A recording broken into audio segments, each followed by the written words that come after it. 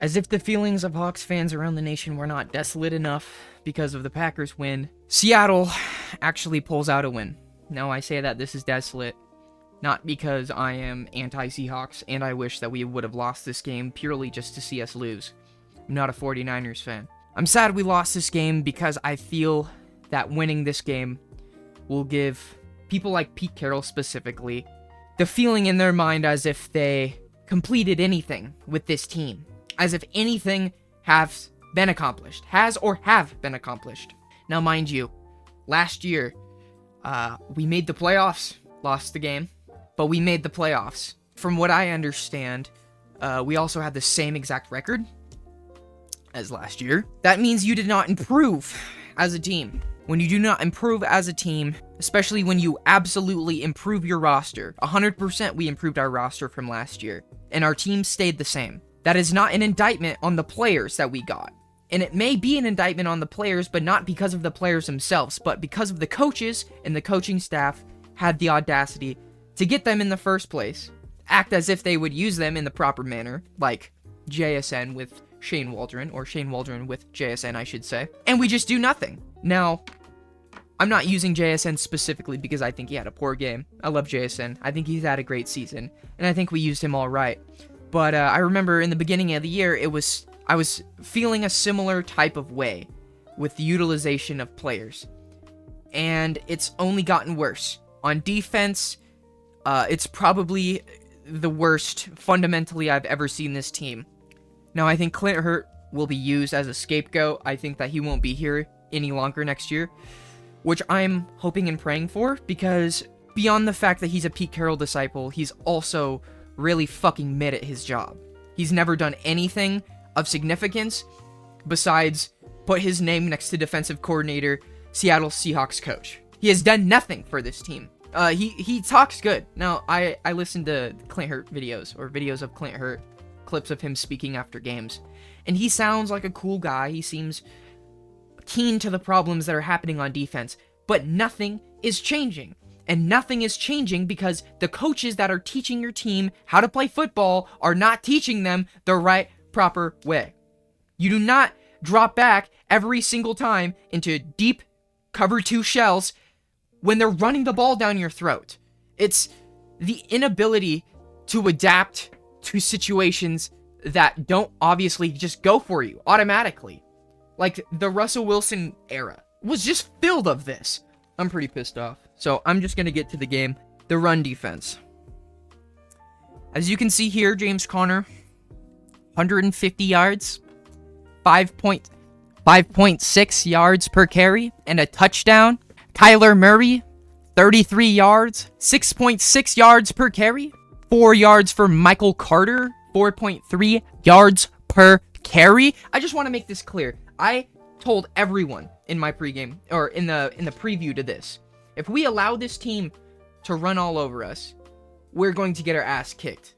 Now, we walked out of there with a win, but it wasn't because we beat them. It was because their kicker decided to miss 2 kicks. That means nothing. This team did nothing to win this game. Absolutely nothing.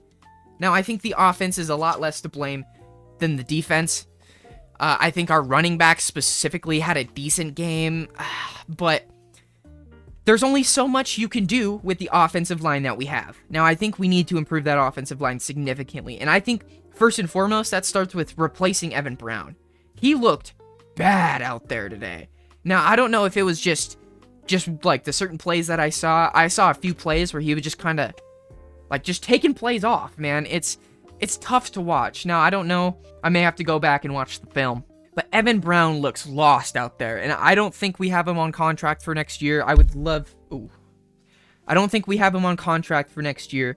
I would love to get a new center. I would love to get Olu in there, and maybe a different veteran. I don't like Evan Brown. Evan Brown was fine, but we need to upgrade the offensive line. We don't need a mediocre, fine offensive line where you are consistently patching holes on the offensive line, because none of the guys on the offensive line can consistently play to a high level or stay healthy. It just won't happen. And so I think because of that, you need to look at upgrading the offensive line first and foremost with this year.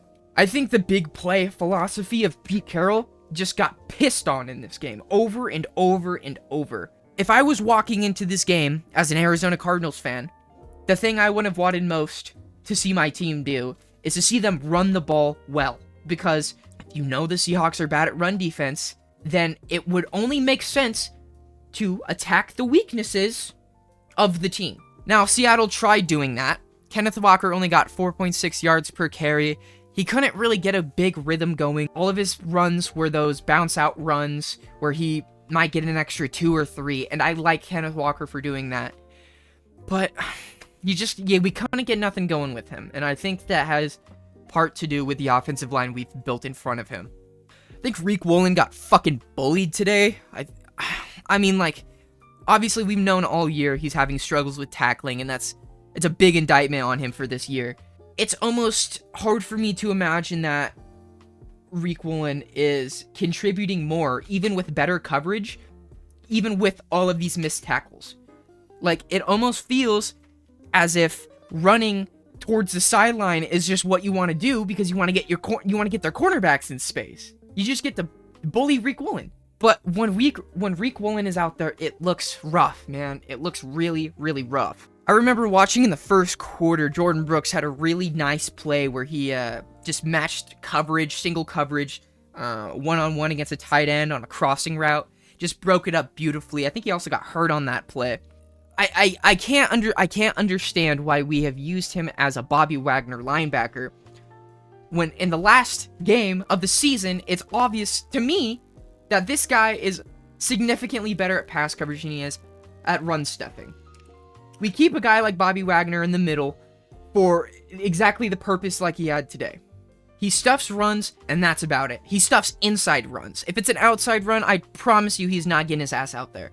But Bobby Wagner is there for those inside runs. The utilization of DK Metcalf over this year is a fucking problem, man. Like, it is a real problem. DK Metcalf cannot be having 1 catch for 10 yards in a Pro Football League game. That cannot be happening. I do not care who your quarterback is. You could have me at quarterback out there, and I would be giving him at least 3 or 4 targets. A quarter. He is significantly one of our biggest playmakers, and we almost have this refusal to give him the ball unless we absolutely need to. It's mind-blowing to me.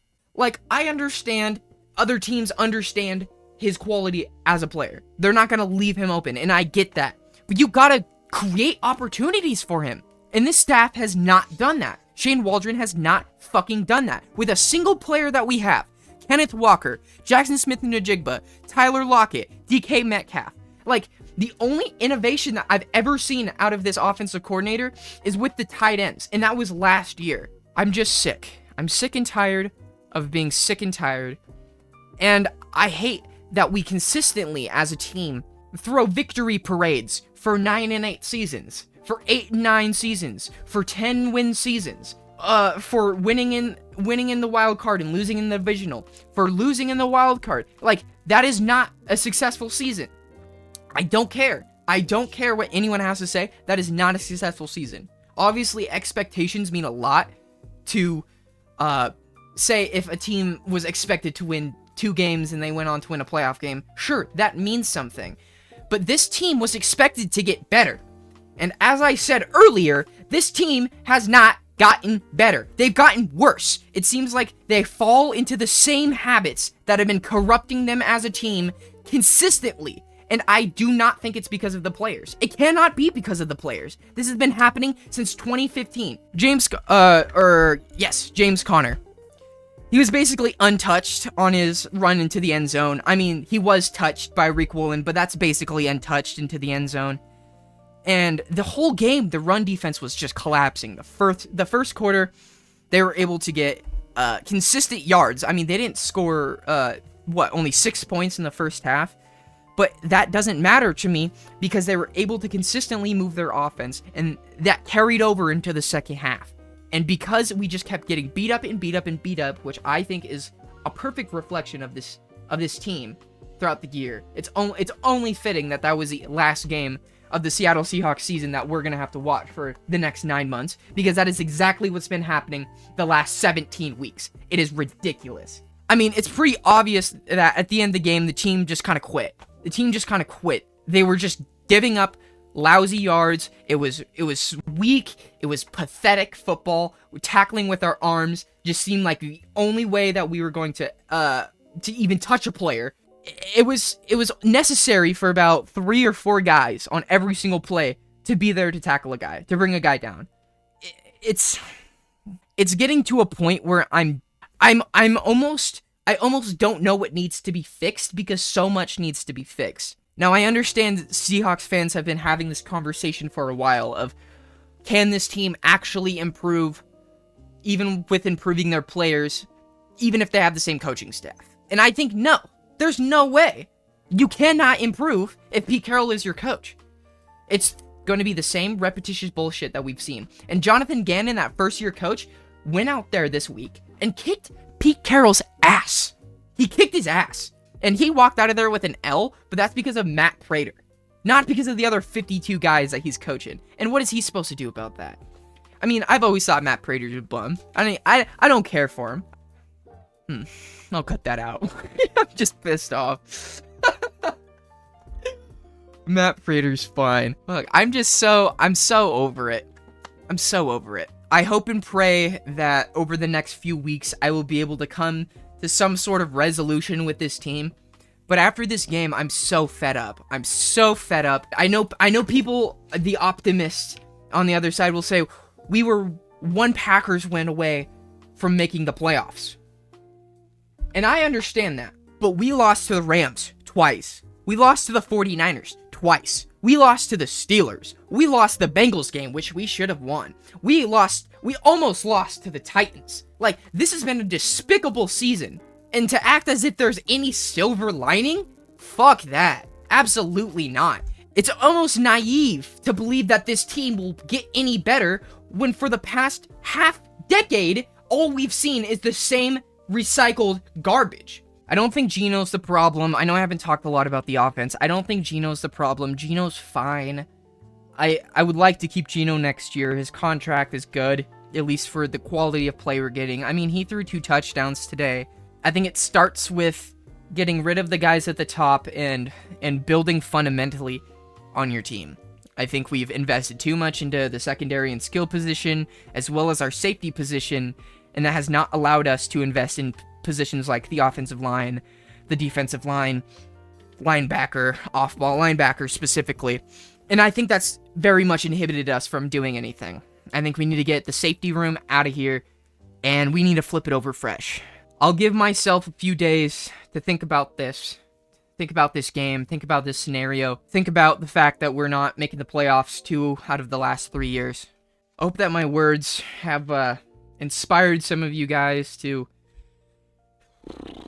put a shotgun in your mouth. Hope that my pain as a Seahawks fan translates to yours.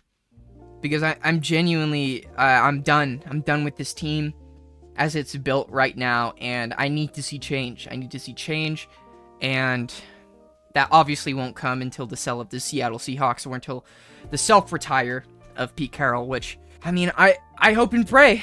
I hope and pray that he doesn't want to continue football, man. Like, it's as simple as that. It's as simple as I hope Pete Carroll doesn't want to keep coaching because there's nothing that will push him out of the door besides himself. Unless he gets pushed out of the door, nothing will change. Hope that my very encouraging words have set you free. I feel like speaking about it has only made me more upset. So as I said, I'll give myself a few days to reflect, and I will see you guys in a few days. Peace out.